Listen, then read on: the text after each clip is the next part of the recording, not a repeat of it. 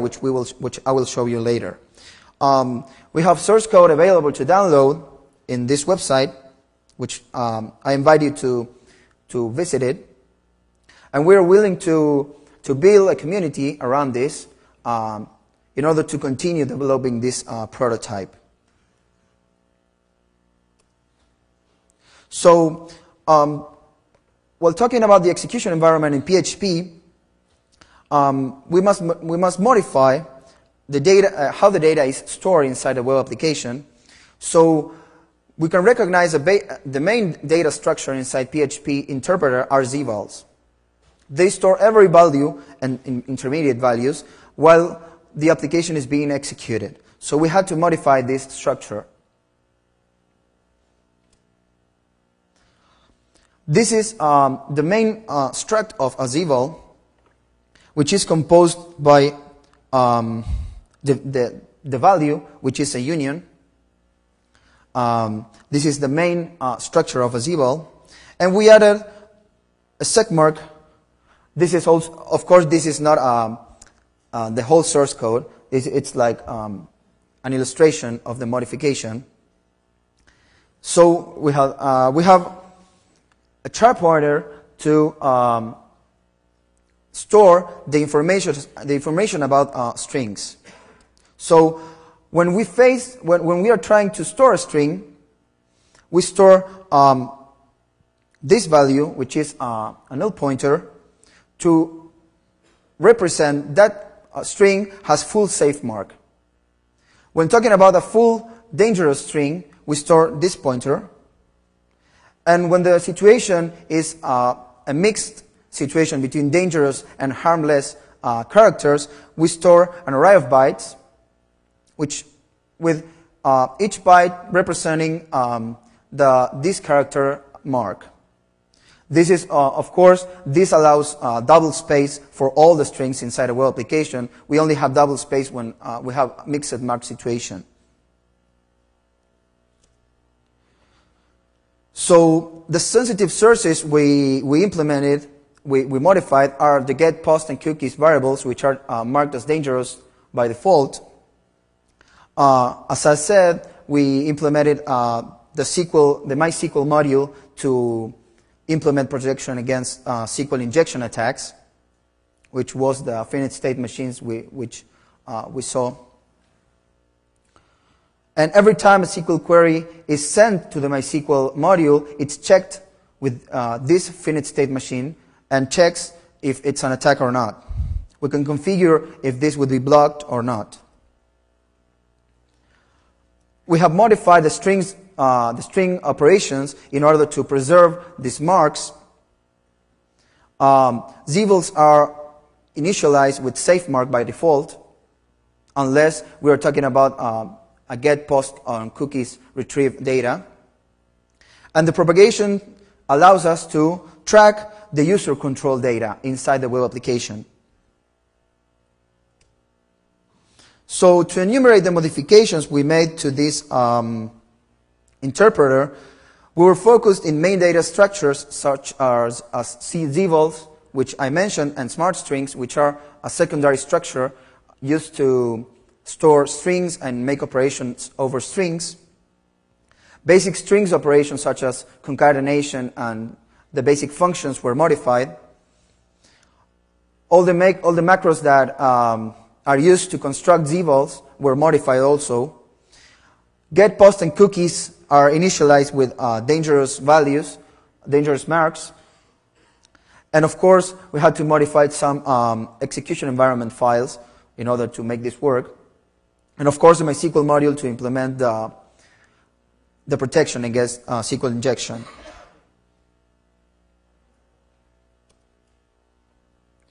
So we test our prototype with popular CMS and also database management systems or interfaces, and of course with home-built applications. So at the beginning, now it showed a 20% increase in runtime, which should be lowered. We tried to exploit known vulnerabilities against known applications, and we had we had been successful while protecting them with GRASP. We added some regression tests to the PHP ones in order to test the implementation. And memory was increased in 30% due to segment allocation. We can compare it to other protection mechanisms such as IDSs, which also add runtime penalties. But we must say that these penalties can be lowered. So, going deeper into the prototype, although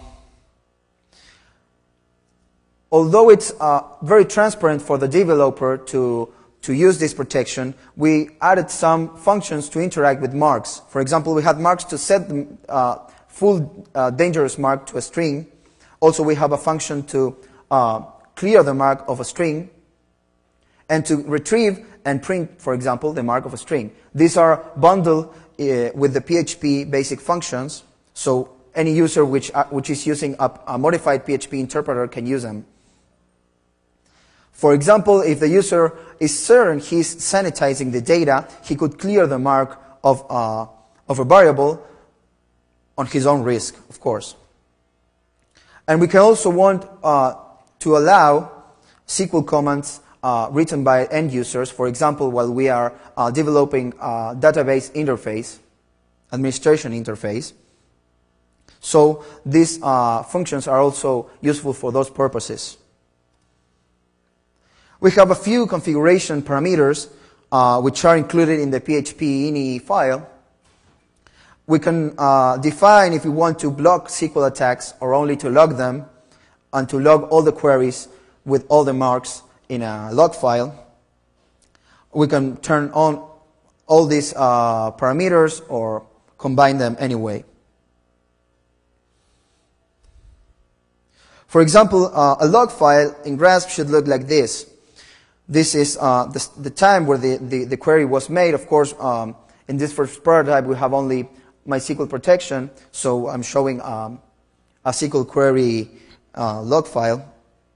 So here's the IP where the attack came from, and we have the file in the web server where the attack took place. And we have the query which was executed. And when we watch this log file and we see a dot underneath a character, it means that character is safe and has a safe mark. And when characters are repeated, it means this is a character which has a dangerous mark. So we can easily see how the attack was performed. We also added like the PHP info function, but for GRASP, which shows us the configuration parameters and the percentage of attacks which were made against the web server, and also details against how many attacks had each file inside the web server. This is the usage of this function is the same as PHP info, which you call it and it prints this information. So we are distributing this as open source software, releasing it under Apache 2 license, and we hope a lot of people can join us and continue with this work. We have a lot of work to do, which we are talking. I will talk some things about future work now. We have remaining attack vectors to be implemented, such as cross-site scripting and other attacks. We must implement full privacy protection and polish, of course, the current implementation of GRASP. We should make some optimizations to allow high performance. And we have also talked, for example, with V88 to build a classic taint mode and a common framework to allow GRASP to act as a classic taint mode and as a precise protection system. So maybe we can follow that line. We can also think about per-page protection policies. For example, defining for each web page inside a web server a different protection policy. This could allow an administrator to turn off the protection for certain files in the web server.